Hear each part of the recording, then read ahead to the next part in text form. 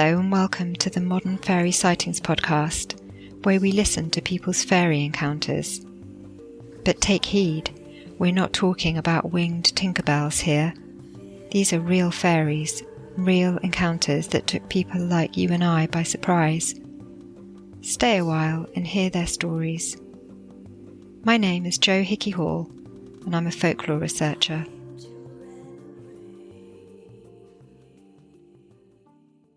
Dear listener, I hope you're well. In the Northern Hemisphere, we feel like we're fully stepping now into the darker months. Evenings have become colder and, of course, darker. I've noticed a great deal of spiders making their way inside, and I'm enjoying hot water bottles again. The world outside seems to be in a spin, with apparent tussles going back and forth. For me, it feels like a time to hunker down and go inside. This time of year always presents the usual colds and viruses, so I'm thinking about what my body needs in terms of rest, recuperation and nutrition, and I'm glad of the elderberry syrup I made a couple of months back. I always stock up on echinacea in drop form too, which is particularly good at boosting the immune system. I'm returning my attention to research now that I'm back from a recent trip to Nottingham. It was the second gathering of so-called gnomers, that's myself, Dr. Neil Rushton and Kate Ray, who were part of a wider group including Dr. Simon Young, Dan Green and Dr. Jack Hunter, who composed essays for the Woollerton Park Gnomes, a Nottingham fairy mystery. It is, of course, centred around a multiple witness sighting which took place in 1979 in Woollerton Park, involving a group of 6 children who reported seeing gnomes there, driving cars no less. This took place in the original grounds of Woollerton Hall, a Tudor mansion. The hall itself was built atop a hill, and beneath the hill lies a well. On this trip, I was able to visit the well, which can still be reached by hand-dug caves beneath the hall. The team were joined by some guest researchers and experienced this weekend, and I'm currently creating a video to highlight our exciting findings. On Patreon, I've already released a chat with experiencer Rick, who I met with at Woollerton Park. He had contacted me some months ago. In 1977 or 8, he witnessed a space hopper-sized orange orb float across in front of a van that he was travelling in and bound over the wall of Woollerton Park without touching the road surface. The driver of the van he was travelling in had to halt to an emergency stop to avoid hitting this orb, and they were both rather shocked afterwards and couldn't explain what had happened. I'm receiving other messages from people too about experiences that they've had in Woollerton Park, so I'd love to hear from you if you have anything to share. A massive thanks goes out as always to my wonderful patrons, the Curious Crew, for supporting this podcast and project. There are lots of interesting bonuses to come in the coming months. Our next Zoom will be November the 1st, otherwise known as Samhain, and we'll take the opportunity to share strange tales with one another. This episode's share is quite breathtaking in its extremity. We hear from a man who recalls an inexplicable happening as a young child in Appalachia. Drawn by music, he finds himself alone in the forest, and later is drawn into a situation which could have ended with tragic consequences. There is a trigger warning here for child-related harm, missing children and potential drowning. It's a very moving share, and so please carefully consider listening if you have any sensitivity towards these topics. On the bonus episode, I share an excerpt from Yeats's Celtic Twilight and a story collected by 19th century folklorist Thomas Crofton Croker, both of which relate to the real experience you're about to hear. I hope you enjoy listening. Huge thanks to our guest, and I'll see you at the end for a quick chat. Time to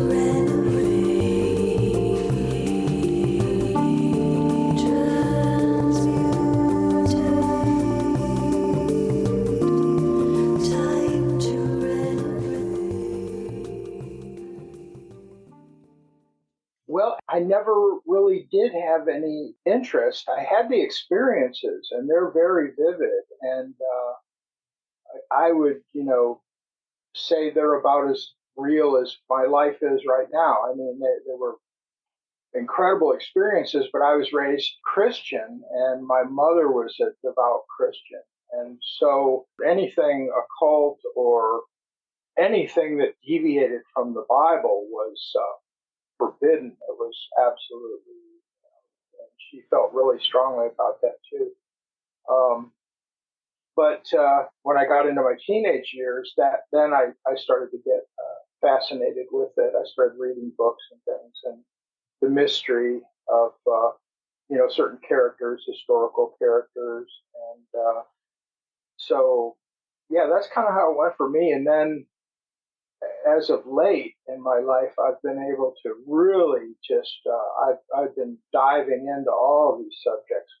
I just have it a point where I want to absorb as much of it as I possibly can, and I've never had the opportunity to do that because I work full time, and then the rest of my life was taken up by other things, and now I'm able to just read and study, and the internet is a fantastic place to find new information and learn more. And so yeah, if that answers your question, strictly very Christian, and and of course all the teachings of Christ were real important to me when I was a kid. I always fought it. Going to church on Sunday to me was like going to hell. It was I didn't want to go. I wanted to run through the woods, but that's what I had to do. And then ultimately, that wisdom really did sort of take hold, and I absorbed it. And probably that was my beginning foray into mysticism was through Christ, and that's probably not a bad way to go. Of course, there's all of the conjecture that what he was really saying was this is the path that we all need to be on, and instead they've attributed it to a single individual in spite of him saying otherwise. So the interpretation of that stuff it's difficult, but I think it still leads you in a direction of spirituality, and what can be better than that? Yeah. I agree. I agree. I also went to Roman Catholic primary convent school. I think that was a positive experience, and I've always loved hearing about the stories of Jesus. And thankfully, it was on the whole, it was a positive environment, and taught you about being kind, being compassionate, and these stories of Jesus and of Mary and of the parables. I always found those fantastically interesting. In fact, they used to set up the classroom for Mass. So they would change either the hall where we sat and gathered or our classrooms as we got older for Mass. And the ritual ceremony that comes with Roman Catholicism, I loved all of that. And these genuine priest that used to come in and hold that Mass, who was particularly special, I feel. So yeah, I definitely learned, same as you, to pick out the parts that really meant something to me, and brought that with me throughout my life.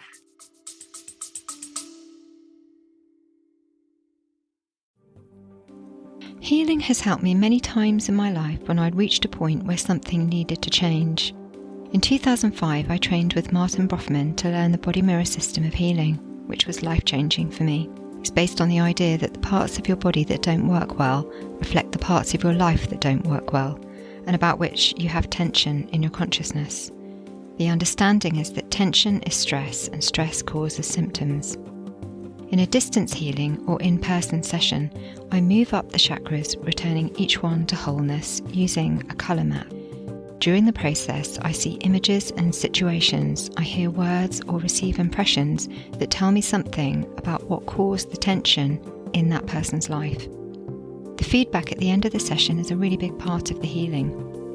If you're interested in a chakra healing session, you can contact me at scarletofthefae@gmail.com.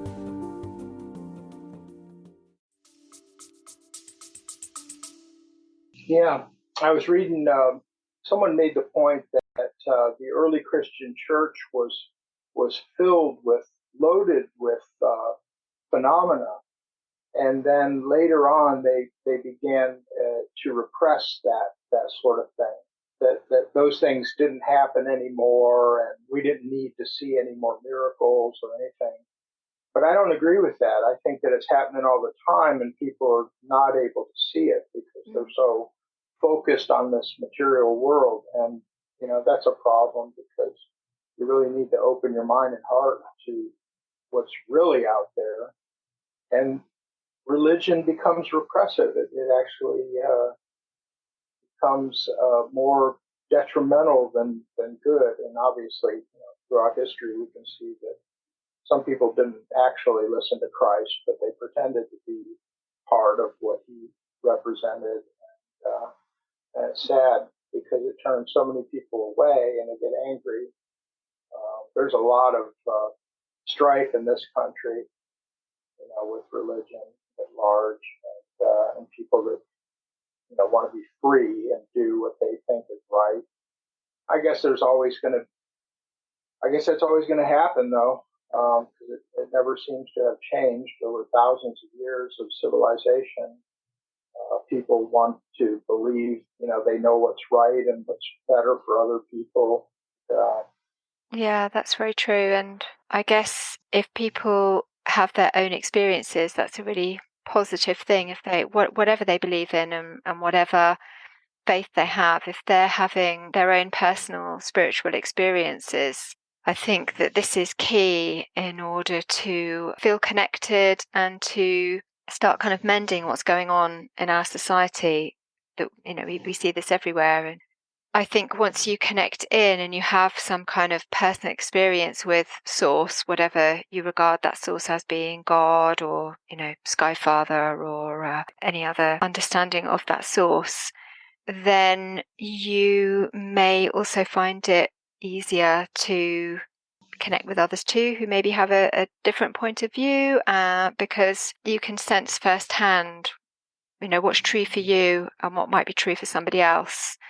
I think that can only be a positive thing, and I hope that we get to a point where things are mending. I would love to hear about your experience that you had as a little boy, because when I first read your email that you sent to me, it very much reminded me of another story that I heard from a woman who in the end decided that she didn't want to go public with her story. It would be lovely to hear from her again, actually, because I then didn't hear from her for a while. But she had a really harrowing experience where she was led into a situation very similar to yours. And so instantly I just felt this is very interesting, because I wonder how regularly these occurrences are happening that we don't know anything about. And it was extreme, as yours seems to sound as well.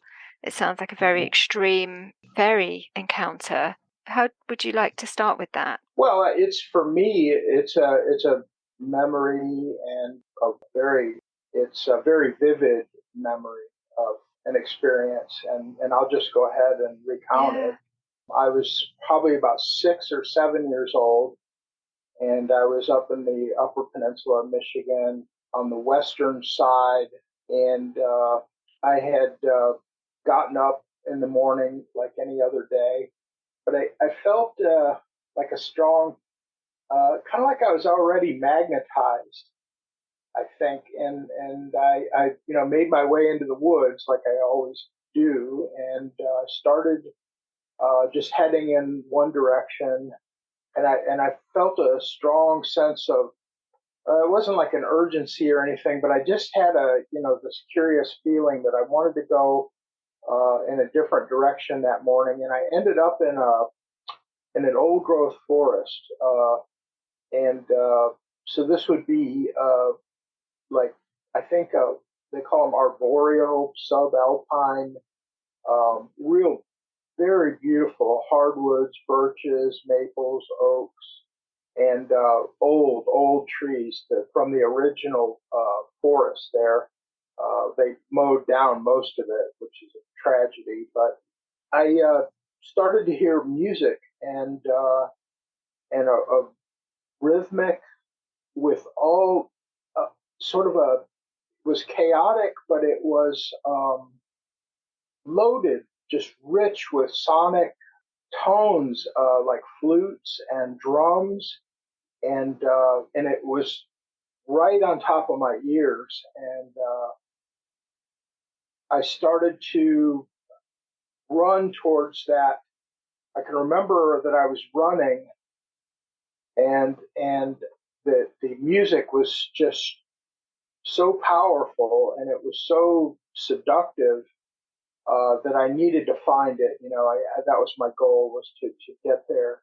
And at one point, I can remember I'm looking at the sun's higher in the sky now, and there's shadows of trees, and I could see my own shadow on the ground.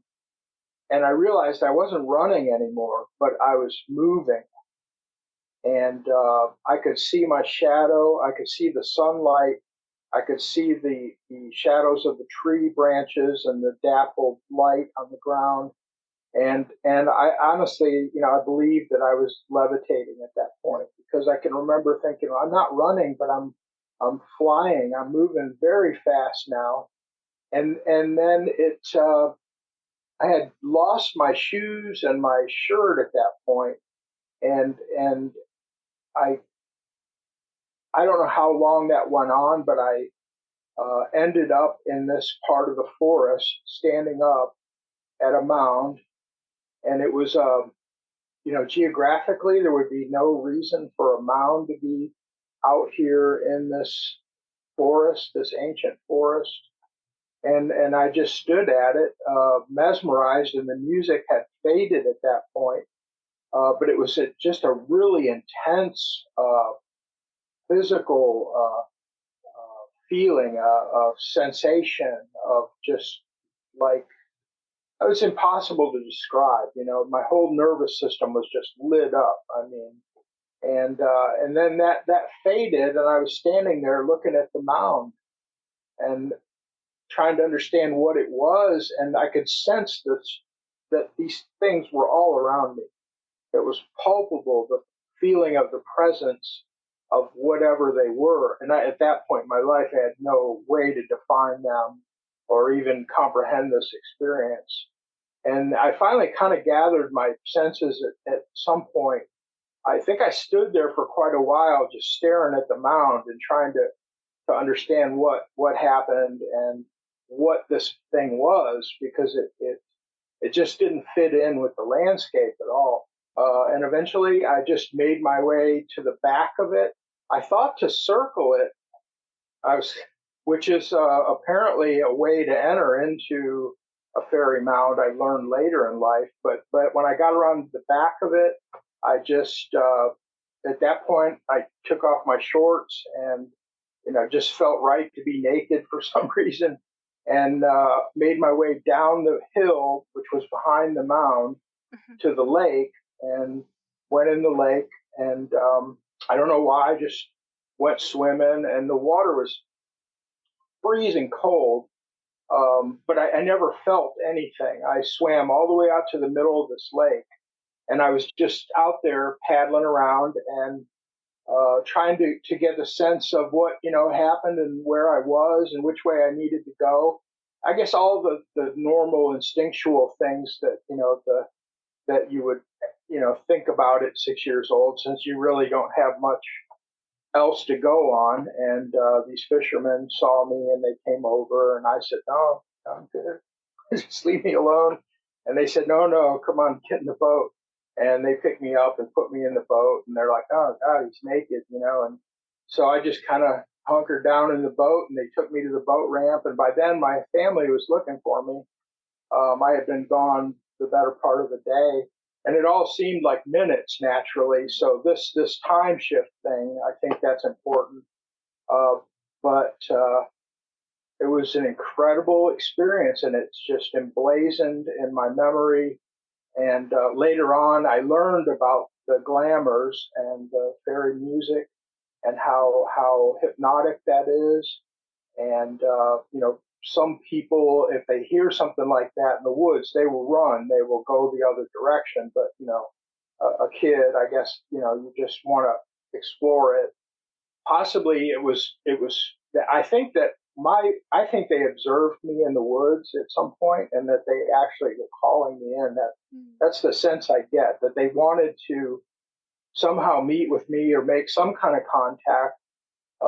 But like I said, I was never afraid. I never felt any malevolence or anything like that. Though it may have been a foray into another world if I wasn't careful. I mean, who knows what might have happened? People do disappear up there in those woods all the time, and I mean, they disappear without any trace. So you wonder about things like that. You spoke about as a child, you were 6 or 7 and you had that first experience. And I know that you mentioned that it was somewhere that you'd played before and that maybe the beings of that place had seen you, had observed you. And that's an interesting idea to me too. So what did you used to do? So obviously you were living in a different home by then, because to be able to just go out of your door and into the woods. We had actually by then moved out into the country, and Mm. then this is my stepbrother's grandparents, and we would go up there for summers, Oh, and in the summer up there, and so yeah, at that point my life really got a lot more rural, where we were out in the woods every day, and there were just thousands of acres of forest where I lived at mm. that point. And then, of course, we would go up to the Upper Peninsula, which is really in those days. That's back in the 70s, so we had to drive 60 miles just to get to any little town. There were no stores or anything like that. You went to town once a week and bought groceries for the week, and that's how you did it. Um, and there were all these lakes, these beautiful glacial lakes, and the old forest growth, and then yeah, it was amazing. We would go snowmobiling in the winter and hunt and just tromp through the woods endlessly.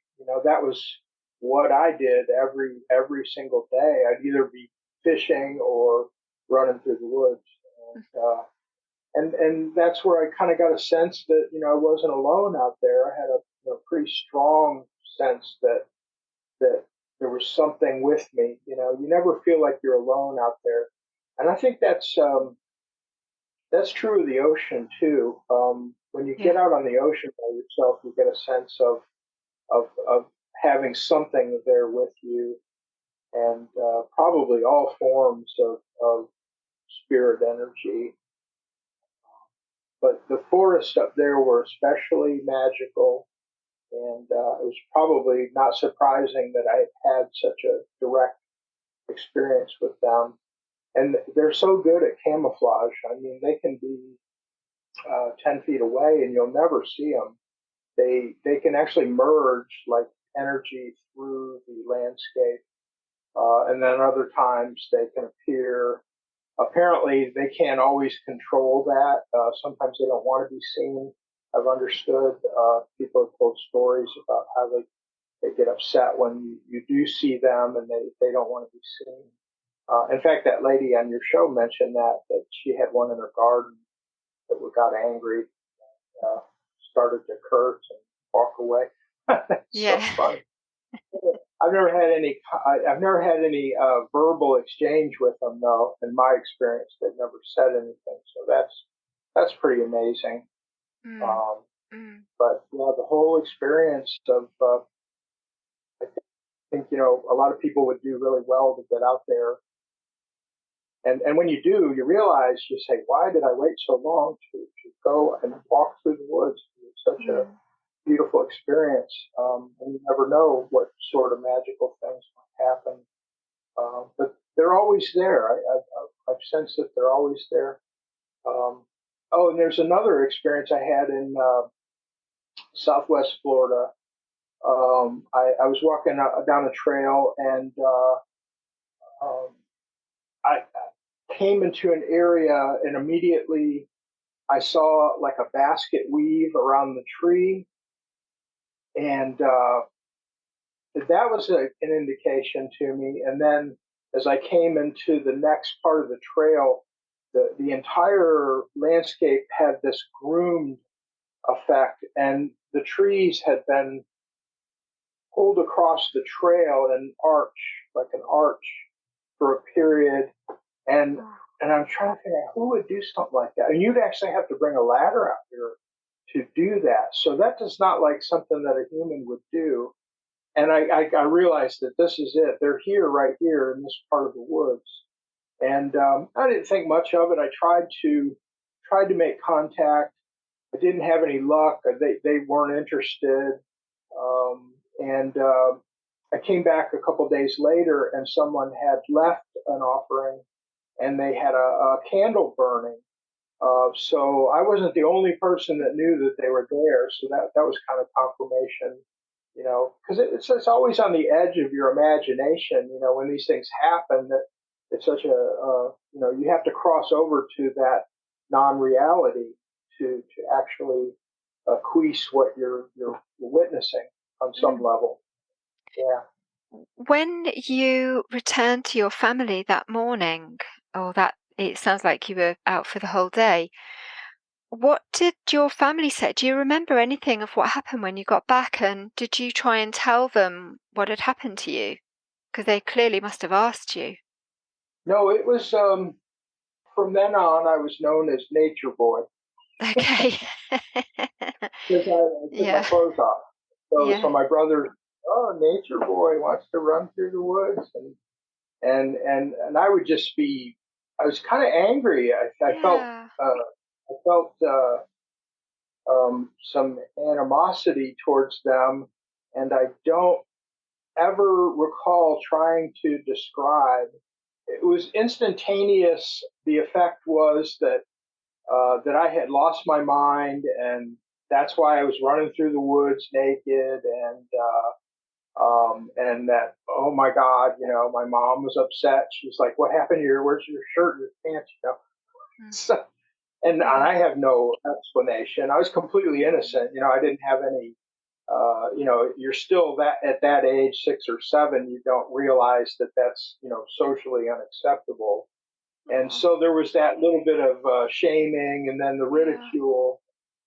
And so, no, I never ever. In fact, I never ever understood what happened for many years. And then, like I was telling you earlier, the reading the Celtic Twilight, some of the descriptions of experiences, and then specifically a lady that was in the woods with her family, and she heard the music, and she told everyone to run back to the car, and she was terrified Yeah. because she knew what it was, and Yeah.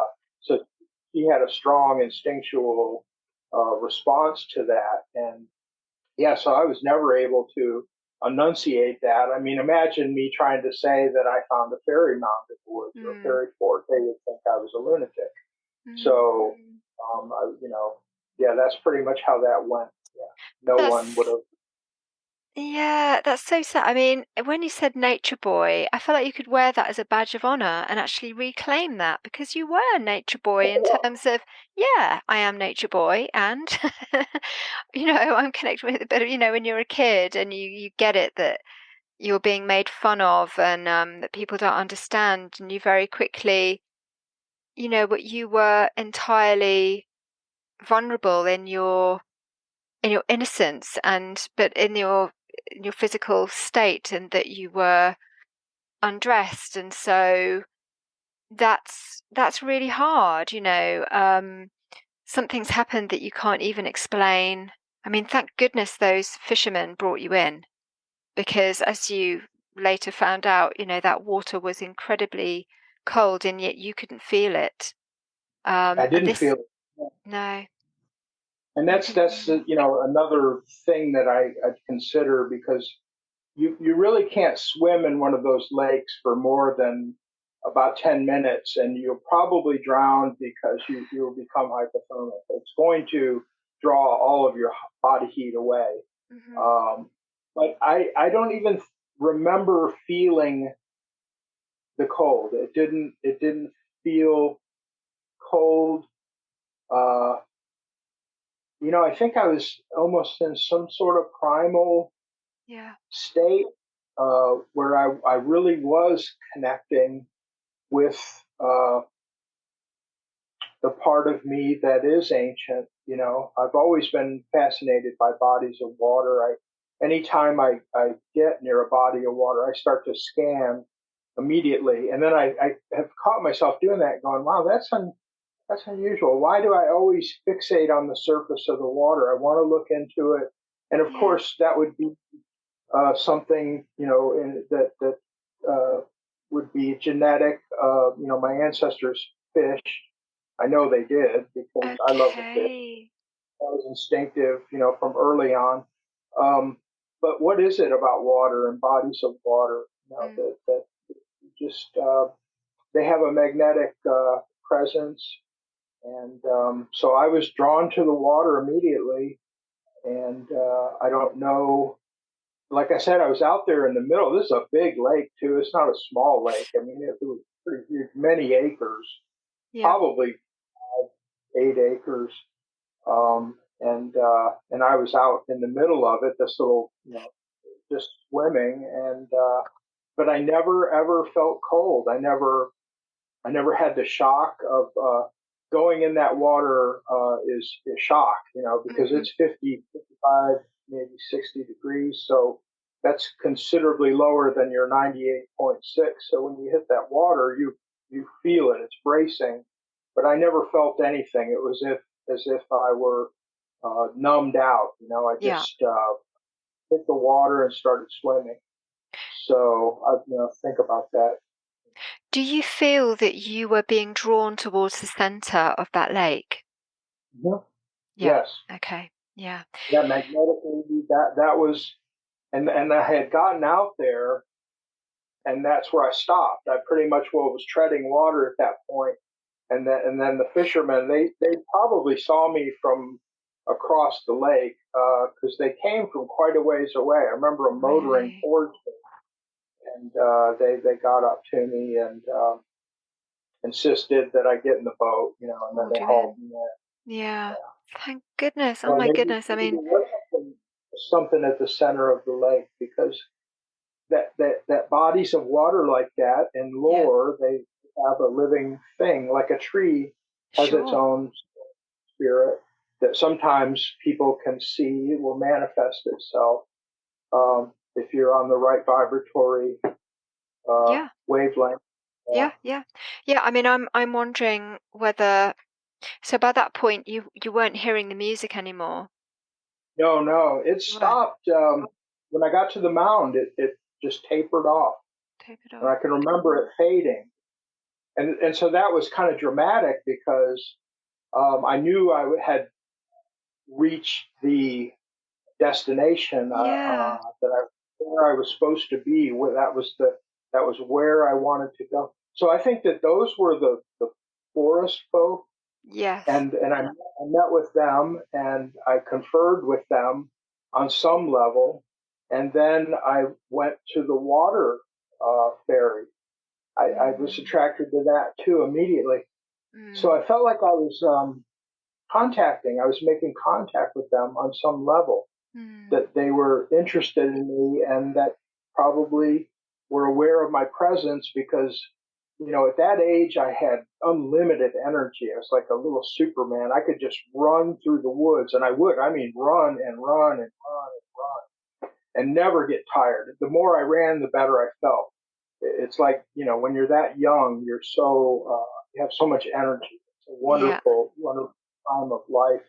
You can't understand anything. Nothing really makes sense, or maybe it does. Maybe they have a better sense of the world than we do, and we don't. As we get older, we lose that. That's Yeah. what a lot of people. But you're feeling the energy of the woods and it's you get something from that too. I was thinking about the fact that you know, had this lost time as well, because for you, it seemed like that was over fairly briefly, that you ran and you ended up this mound, which I don't suppose you've ever been able to plot that geographically on the woods that you were in, whether there are any ancient mounds there. It's adjacent to a place called Lake. And I have looked at it on Google Maps because I've considered that it would be really incredible to go back there and try to Yeah, find it and just see if I could get drawn to it again, if I could locate it. it's beautiful. Thank you so much. It's just a, you know, a lovely reminder of how we are innately connected with nature, and that is the way that we have always been. And it's really only in relatively, you know, modern history that we have effectively kind of turned our backs on that, or you know, actively blocked that natural affiliation that we hold with nature. And those memories that you have are absolute treasures, aren't they? And do you know about your ancestry? So you mentioned that you're in your family there. You can't come from a line of fishermen. Do you know anything about your ancestry at all? Oh yeah, yeah. We're Welsh and Scottish, almost Right. entirely Welsh. And Okay. then my father family, they're Irish and Dutch, so they've come from the Netherlands. So Yeah. yeah, my all my in that part of Europe and especially the British Isles. So the Welsh are apparently the indigenous peoples of the British Isles. They have genetically a unique genetic composition. I saw that on it was PBS or something like that. They had done a DNA study, and they based that on the Red Lady of Pavilon, the Oh, ritual Paverland. burial. That yeah, Yes. My yeah. friend lives near there. I've never been. I must go. Yeah, that's a really interesting find, wasn't it? Paint the bones with ochre, and they, That's you know, right. that's something that they've never understood. But apparently, that the archaeologist or anthropologist that found that those remains thought that it was a Roman prostitute, and it turned out to be a young man, and it was actually not 2,000 or 3,000 years old, but more like 14,000 years old. Wow. And that the descendants of this person uh, were they could find the genetic markers in this whole classroom of Welsh children that Amazing. they so that's how they determined that they've been there. They're the indigenous Britons, the Welsh. Amazing. Yeah. Yeah, and my it was my great grandparents came over from Wales, turn Right. of the century. So yeah, I've always felt a strong connection to all of that, the lore and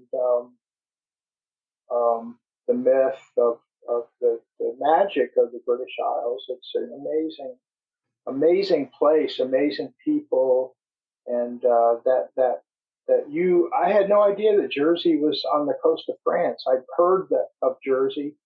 In fact, I didn't even know it was an island. But I'm an American, so geography. Oh, I'm absolutely terrible. You know, having come from Jersey, I don't really know my way around the UK yet, so you're doing really well even to have heard of Jersey. But Yeah, to me, it sounds as if, anyway, you brought this magic with you through your ancestry, your way of being, to Florida and to the Appalachian, and you know, you hold it within you. I think that that's something that seems very clear to me. Thank you so much for sharing these stories with me. I feel like I'll probably have more questions for you, because I'm just it's such a wonderful collection, communing with nature in this way. And maybe we'll speak again sometime. And if you do your hypnotism, if you look into that a little more, Do you think you'd be tempted to go back and see if you can tune in to that particular time when you went missing in the forest and into the water? Yeah, that would be like a kind of a quest, Yeah. wouldn't it? And I'm not. I'm actually relying on real hypnotists to take me to induct me. That's the word they use when you're inducted when you achieve that level of consciousness, alpha stage. But I'm not. I know that people get really good at meditating and that they can do things like that. That they can access. And apparently there really is no other time than now, in a greater sense that what we think is history is not behind us, and that the future is not ahead of us. And that's when you get closer to God, you start to realize that everything is really now. And those memories are vivid. Like I said, they're very. They have the fabric of reality more than most of my experiences in life that I thought were Yes. unique or grandiose. So yeah, definitely if I can it's fun. It is a journey every time I go back and I go over every part of that. For me, the seeing my shadow on the ground and that it was horizontal. Okay, so the sun was pretty high in the sky at that point. If I were upright, I would have seen very little shadow of vertical, and instead it was flat. So Yeah. that meant that I was parallel to the earth, and I also, remember that I wasn't running. I had my legs had stopped moving. I ran so fast. I started to run like I always do. I loved to run through the woods when I was that age, and at some point I just Took launched. off. Yeah. Of Yeah. course, people will think I'm insane, but No. the memory of the shadow. Well, I know you probably have faith enough to Mm. realize that this well, might have occurred, um, This is but something those are that some of the happens. details that I can call if I focus on it. And yeah, the whole experience was an incredible, amazing, inexplicable, and it only years later was I able to pull together enough information to realize what had actually happened. But the memory was always there of the whole experience, and probably the being made fun of and stuff that burned in a little because I was pretty anxious about that. When you're a boy, you don't want to be you want to be strong and you don't want to be called nature boy. That's kind of maybe an effeminate thing. And so I was kind of, like I said, I had some animosity towards them for calling me names and things like that. Yeah. I didn't live that down for the whole summer, anyways. So, but Uh, yeah, I will if I can do a detailed report on that, to try to it's something I'll definitely work on. Time to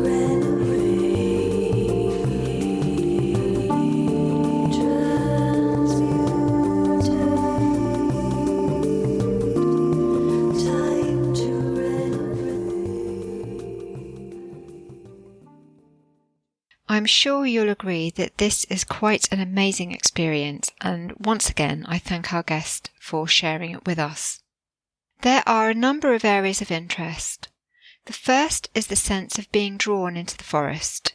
He said he had played in the forest many times and had the sense that there'd been some familiarity at play between him and the forest itself, as if it had observed him. The means of enchantment in this case was music. It reminds me of a share in seeing fairies from a woman called Mary Oliver, who, when 11 years old in the early 20th century, would visit her family's island in the Muskoka Lakes in Canada. She was afraid of the wood and particularly terrified of crossing a bridge over a brook, until one day she saw a little man exit from a hole in the ground. After that, note the communion there between person and being, she felt fine to cross the bridge ever after. Later, when she attended boarding school in Germany, she heard, and I quote, "a strange sound of music. She looked out of her window to the Thuringian forest and saw a band of gnomes marching round a tree in the snow beneath her window. The next day she told her headmistress, Baroness von Bornberg, about it, and the Baroness was very much interested. They do exist here, she admitted. My sister saw them, and my grandmother used to see them, but no one except you has seen them since the war. Although there are many people in the village who would not work here in the castle because of them. There is a tale, though I dare say it's only a tale, that in my great-grandfather's youth the cat brought one into the kitchen once." "The music was so wonderful," Mary told her. "Yes," she replied, "I've heard about that music. When a boy in the village hears it, it's supposed to mean that he's going to make a fortune." Of course, another interesting aspect is the experience of levitation. Our guest recalls this vividly, noting his shadow on the ground. We discussed records of saints' levitation on the last episode, and while I need to research it further, it appears that one of the 16th century Königsberg manuscript poems referenced in Thomas Crofton Croker's Fairy Legends and Traditions of the South of Ireland refers to Alps, which appear to signify spirits of the alpine forests deceiving human beings. The line reads, "Tell him that he flies, or that perhaps an Alp deceives him in his dreams." I really would love to look further into levitation, and considering the last two episodes have involved some kind of levitation, and strangely enough, Dr. Simon Young recently revealed his own episode on levitation, I just feel like this subject is particularly calling me at the moment. I do have a special interest in that. Our guest's story of being led into the water is obviously extremely concerning. Dangerous water-dwelling beings are a well-known motif within folklore. There are often beautiful goddesses or mermaids in the stories, yet more commonly in local folklore they're known as dangerous figures such as Jenny Greenteeth, who is often associated with stagnant pools, and the green foliage that grows on the surface giving a potentially treacherous false impression of grass, or sometimes refers to the duckweed beneath waterways that might entangle a child that got caught within it. Other characters associated with water in England are Peg Powler of the Tees River and Peg O'Neill of the River Ribble in Lancashire and Yorkshire. There are Welsh tales of beautiful lake maidens and water fairies who sometimes own fairy cattle that are herded into the depths. While there are also the Necker or the Nixe in German and Norwegian folklore. And we know all about the enchanted Lady of the Lake in 12th and 13th century medieval romance poems, famously featured in Walter Scott's poem. In these tales, the lady known as Vivian, Ninian, or Nimue is a water fairy who, in one version, holds the power to grant the sword Excalibur to Arthur and carry away the hero Lancelot.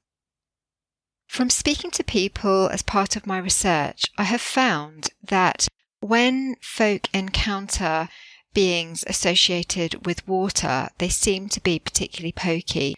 They seem to end up in situations that are potentially dangerous or that are rather harrowing. So I really want to understand more this association between water and the spirits that dwell there, and what our relationship with these beings is about. Is it to warn us away? Is it to entice us in? I'm looking forward to researching this subject more deeply.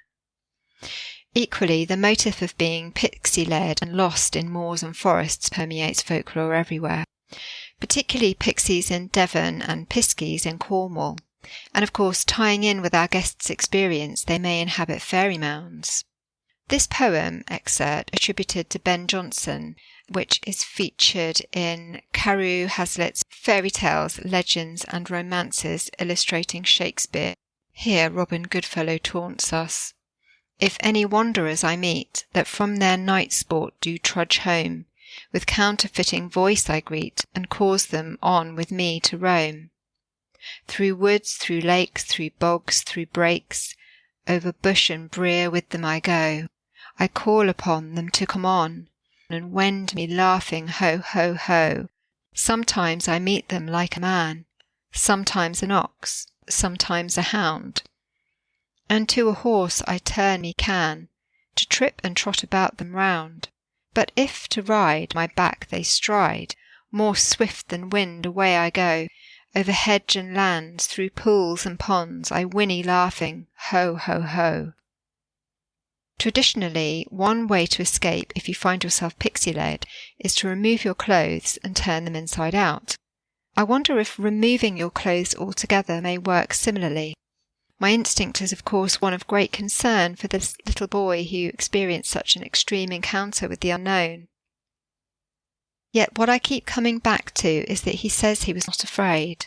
In fact, by the time he had this experience, he had already met with a winter sprite around the age of 4 or 5. Did that make some kind of difference? It reminds me of the excerpt I just read above from Seeing Fairies of Mary Oliver, who also had had a previous meeting with fairy beings by the time she got to her boarding school in Germany. It was something that then she was open to, and she never lost that sense of connection. For now, let's take in the sense of wonder that this share provides us with. It's hard not to slip into a state of fear when imagining this happening to us or our children. It goes against all our understandings of possibilities in this realm, that we could fly or traverse cold water without being aware of the temperature, or even that we could be drawn inexplicably into a forest by seemingly enchanted music. This experience runs so many familiar lines of folklore throughout it, but we still have no explanation. What we can say is that our guest has managed to maintain throughout his life that childhood innate connection with nature that many of us lose. At this time, a great number of people are rediscovering their joy of nature and noticing positive effect on their well-being. As the old world slips away, crumbling and arguing with itself, there is something new emerging. It calls us to follow our own paths of meaning and share them with one another, to stand with nature, protecting and reclaiming green spaces, rediscover and harness the wisdom of plants and fungi which provide us with everything we need in this world, and to continue our journey deeper into the green, where we always remain curious.